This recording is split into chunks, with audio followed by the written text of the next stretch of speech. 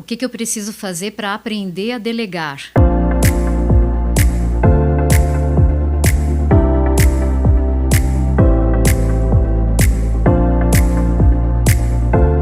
Primeiro ponto, quando eu não delego, eu comunico no invisível do sistema que você não é capaz, que eu não acredito em você. Então acho que essa é a primeira provocação. Quando o líder ele não delega, ele não imagina o prejuízo que ele gera para a saúde dele, o prejuízo que ele gera para a empresa, e também ele comunica no invisível do sistema para as pessoas que talvez elas não são tão inteligentes como ele, tão capazes como ele. Então olha só, o líder se arrebenta e ainda não engaja a equipe. Então esse é um primeiro ponto de provocação. E aí eu criei 9 etapas de como delegar.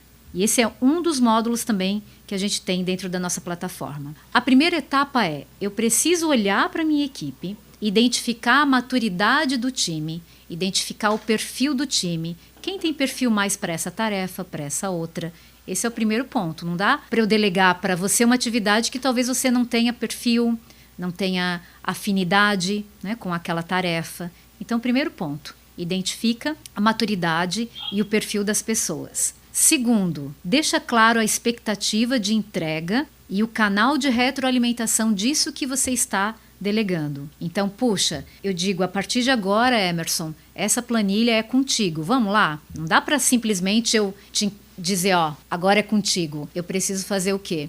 Eu preciso fazer o que a gente chama de passagem de bastão. E eu tenho uma ferramenta que é exatamente sobre isso. Primeiro eu preciso fazer a atividade e você observa como eu faço. Depois você faz a atividade, eu observo como você está fazendo. Aí terceiro, você está pronto para ir sozinho. Delegar é muito diferente de delargar. Delegar é identificar o perfil das pessoas e fazer essa passagem de bastão, treinando essa pessoa para essa tarefa. Delargar é, ó, faz essa planilha, agora é contigo. E por que muitos líderes não delegam? Ou, quando delegam, na verdade, delargam e dá problema. Porque aí ele não faz esse processo do jeito que tem que fazer, ele delarga, as pessoas erram, aí é tudo que o ego dele precisava, de maneira inconsciente, para ele reforçar ainda mais. Tá vendo? Eu não posso delegar. Sempre que eu delego dá problema. Eu mesmo é que tenho que fazer essa planilha. E aí ele continua se arrebentando, continua exausto. Então, esse é um ponto importante, né? A forma que você delega. E um outro ponto importante também, Emerson, é que existe uma curva que a gente ensina, que é a curva de aprendizagem. Se hoje eu sou sênior numa atividade e eu vou delegar para você, leva um tempo para você se tornar sênior nesse mesmo nível que eu estou. Imagina só, eu sou canhota, eu escrevo com a mão esquerda. Se eu machuco a mão esquerda e aí eu vou precisar escrever com a direita, a letra vai ficar mais feia, eu vou ficar mais lenta. Então é assim quando um colaborador aprende uma nova atividade. A atividade não vai sair no mesmo nível de entrega que eu conduzo, porque eu já faço isso há muito tempo. A atividade não vai sair no mesmo ritmo. Então, às vezes, o líder ele também esquece que no momento dessa passagem de bastão, existe uma curva de aprendizagem que eu preciso respeitar. Leva um tempo para as pessoas chegarem num nível de atividade que eu estou. Só que se eu não paro para investir em passar esse bastão, a vida inteira eu vou ficar com essa tarefa para mim. E aí é que vem os pesos, os problemas, e aí o líder ele nunca consegue gerir, porque ele sempre é o operacional, ele sempre é aquele que apaga fogo. E existe um estudo que se chama Triângulo Dramático de Karpman. Nesse Triângulo Dramático de Karpman existe o salvador, a salvadora, a vítima e o algoz. O salvador, ele é campeão de se arrebentar, de trabalhar sem delegar. O salvador é aquele líder que faz tudo pelo time, faz tudo por todos e ele não consegue soltar as atividades. Então, muitas vezes, o líder ele não delega, primeiro porque ele não sabe como fazer esse processo, mas segundo porque ele também não se libertou desse lado salvador, salvadora que existe dentro dele. Então, eu sempre gosto de entender também essa causa raiz do porquê que eu não delego.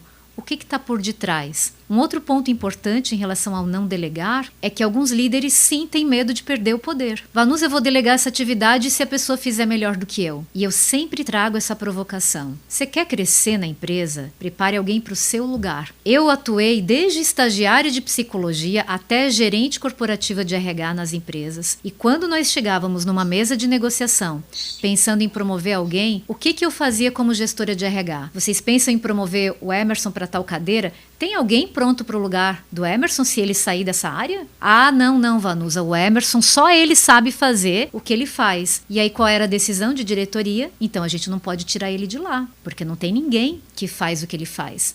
Então os líderes e as pessoas às vezes não entendem que elas mesmas sabotam o seu próprio crescimento. Quando elas não preparam alguém para o seu lugar, elas também não conseguem crescer, elas vão ficar eternamente naquele lugar. É um ponto que eu vejo que é causa raiz de muitos problemas de delegação do líder, porque ele tem medo de perder o poder. E o que eu digo? Líder, vá para uma abundância, saia dessa escassez, treine alguém para ficar no seu lugar e aí bate lá na portinha do RH e diz, RH, tô treinando alguém para o meu lugar. Quando surgir uma vaga acima, eu quero, tá? Eu tô pronto. Aí sim, você comunica o que você quer em relação à carreira e as coisas, né, acontecem. Não existe mágica. É comunicação, é transparência, é muito trabalho. Uma dica bem interessante em relação à interrupção, gestão do tempo e delegação. Muitos líderes dizem, Vanusa, eu não consigo trabalhar, porque o tempo todo as pessoas ficam me perguntando, Vanusa, como faz isso? Vanusa, como faz aquilo? E sabe o que o líder faz? Ele responde tudo. Faz isso, faz aquele outro. E ele se sente o máximo sendo o dicionário da equipe. Muito bem. E aí o que eu faço? Eu emburreço as pessoas. Porque eu sou o Google das pessoas. Então o que eu sempre oriento nas minhas formações? Lógico, você vai se manter aberto para responder às equipes, às situações, às dúvidas, mas sempre estimule a equipe a quando vir com uma pergunta, quando vir com um problema, já traga sempre 2 soluções. Então você, Emerson, me traz um problema e você trabalha comigo, antes de você trazer, Vanusa, eu tô com esse problema, né, no drama, eu já vou para a Vanusa pensando, bom, tô com esse problema e ela me disse que eu tenho que trazer 2 soluções. Por que 2? Porque uma, normalmente ela é mais dentro da caixa, né, mais tradicional, e a outra ela é mais criativa. E aí eu escuto as suas 2 soluções e eu digo, puxa, Emerson, vamos tomar decisão a respeito da primeira que você me trouxe. Show. E aí o que eu faço nesse momento? Que isso impacta no delegar, na autonomia da equipe, na gestão do tempo. Nesse momento, se eu sentir que você já sabe responder, resolver aquela situação, eu posso te empoderar dizendo, Emerson, esse tipo de pergunta que você me fez agora, numa próxima vez, nem precisa me trazer. Você já tem domínio. Esse tipo de problema resolve. Eu confio em você. Você está pronto. O que acontece? Eu te trago autonomia, te empodero, você sai mais engajado e ocorrem menos interrupções. Então, muitas vezes, o líder ele se perde aí. Ele emburrece a equipe, ele é o salvador, ele responde tudo, igual o Google, e aí as pessoas não se desenvolvem.